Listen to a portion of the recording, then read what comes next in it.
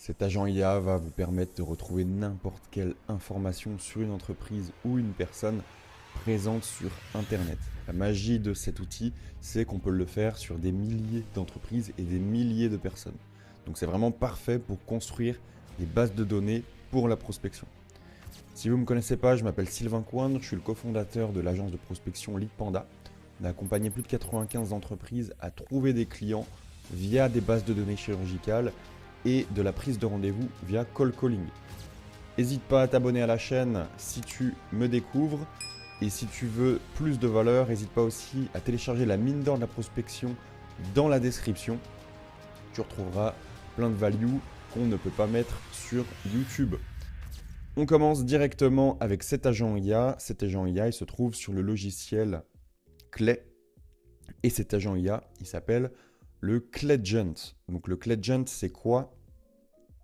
C'est un mini-robot qui recherche sur Internet des informations qui sont accessibles sur Internet. Donc il n'invente rien, on lui donne une instruction, on lui donne une donnée en input, et lui, il nous ressort une donnée en output suivant ce qu'on lui a demandé.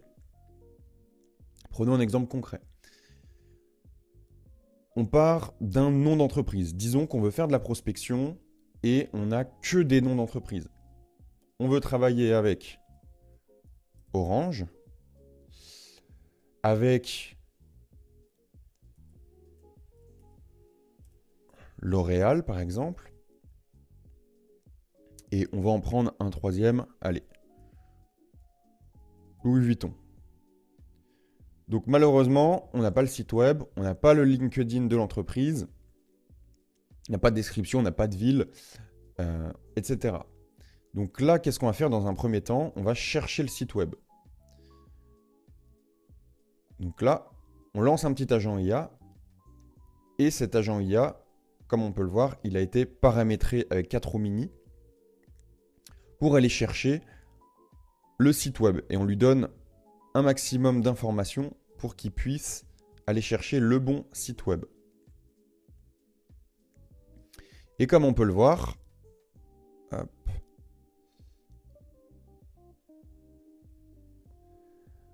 on a une réponse, un raisonnement, une confiance en l'output que l'agent IA a donné et les étapes qu'il a prises pour trouver ce résultat.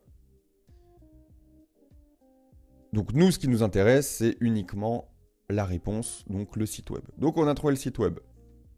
Très bien, on l'a normalisé. Bon, il était déjà normalisé, mais on l'a normalisé. Ensuite, ce qui nous intéresse, c'est de trouver l'URL LinkedIn. Donc là, on va le faire de toute façon que sur les 3 premiers. Donc là, l'agent IA part rechercher l'URL LinkedIn. En attendant, on peut demander à l'agent IA, OK, catégorise-moi cette entreprise et donne-moi la nature de l'activité de cette entreprise. Pour ça, le prompt, il est très simple. On lui donne les données qu'on a en input et on lui dit, OK, donne-moi l'activité de l'entreprise en quelques mots. Donc là, on lance.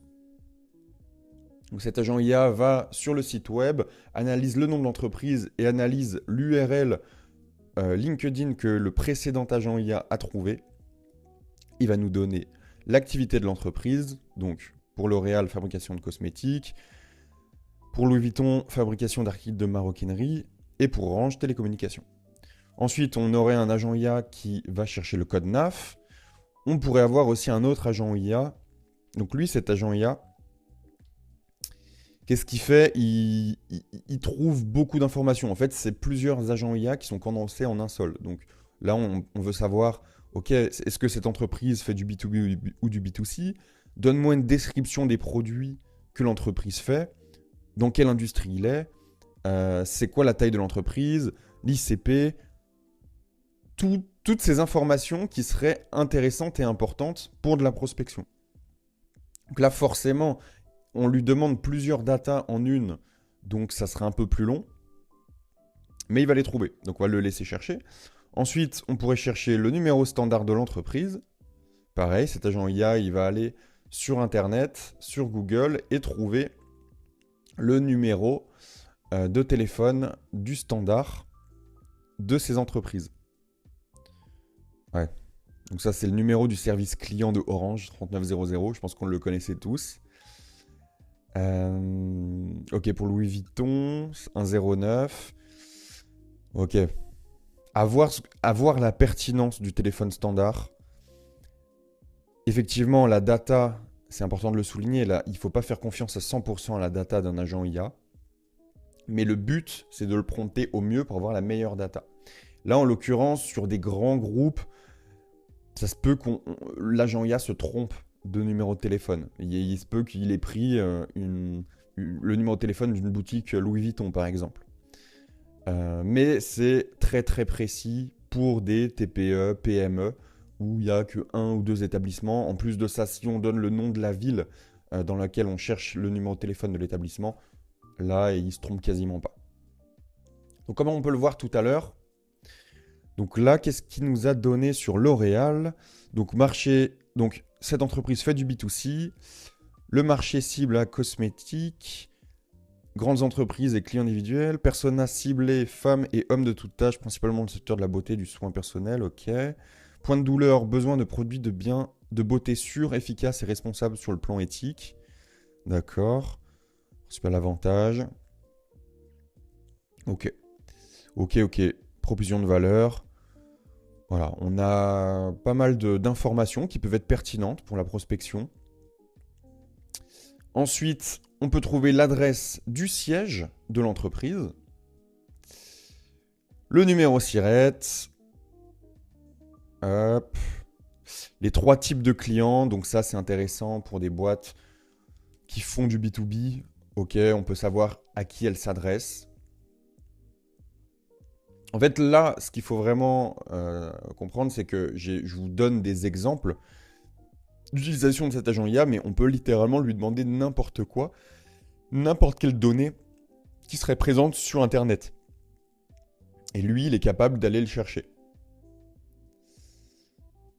Ensuite, on pourra aller chercher l'email de l'entreprise. Donc ici, je vous ai mis deux autres use cases plus spécifiques. Donc c'est pas moi qui les ai créés. Il y a des templates d'enclés d'agents IA. Et en gros, là, on demande à un agent IA d'aller chercher la consommation énergétique de ces entreprises-là. Et là, du coup, avec une confiance assez élevée, c'est quelle entreprise? C'est Orange, consomme cette quantité d'énergie par an. Donc là, on pourrait regarder, ok, d'aller chercher les informations où. Donc Orange a créé un rapport sur ça qui date de 2022 en PDF, et l'agent IA allait le chercher là-dessus. Donc ça a l'air... Parce que oui, ces grosses entreprises, elles communiquent sur ces données-là, et on peut aller les chercher, plutôt que d'aller chercher une par une, on peut aller les chercher avec un agent IA. C'est quand même assez fou. Et ici, autre use case, on peut demander à un agent IA d'aller chercher des informations sur la flotte de véhicules de l'entreprise. Si vous êtes une entreprise qui fait du flocage de véhicules, ben vous avez besoin de savoir quelle entreprise a combien de véhicules. Et cet agent IA est en mesure d'aller chercher un nombre plus ou moins approximatif de véhicules qui seraient présents sur le site internet, dans les offres d'emploi peut-être, tout autre endroit où on aurait pu avoir cette information. Donc là, pareil, c'est pas moi qui ai créé ce prompt. Et du coup, qu'est-ce qu'il nous donne en data? Hop. Ok. Fleet size indicator. Above 30.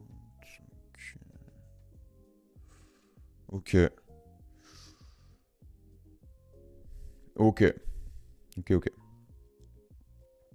Donc il y a tout un tas d'informations qui ont été, on peut regarder le prompt, là il est beaucoup trop long leur prompt, mais ici on peut regarder le prompt qui a été fait et on demande à l'agent IA d'aller chercher sur le site officiel, sur des rapports publiés, sur le site web de l'entreprise, etc. Et on lui demande, ok, je veux le résultat de tes recherches sous ce format. Voilà, j'espère que la vidéo vous a plu. vous a ouvert un peu les yeux sur les possibilités des agents IA à notre ère des agents IA. Donc voilà, si vous avez des questions, n'hésitez pas. Si vous vous demandez si c'est possible de trouver de la data avec un agent IA suivant votre contexte, n'hésitez pas à m'envoyer un message sur LinkedIn ou par mail ou peu importe le canal que vous choisissez. Voilà, on se dit à très vite. N'hésitez pas à vous abonner, liker la vidéo pour la force et on se retrouve très bientôt pour une nouvelle vidéo. Au revoir.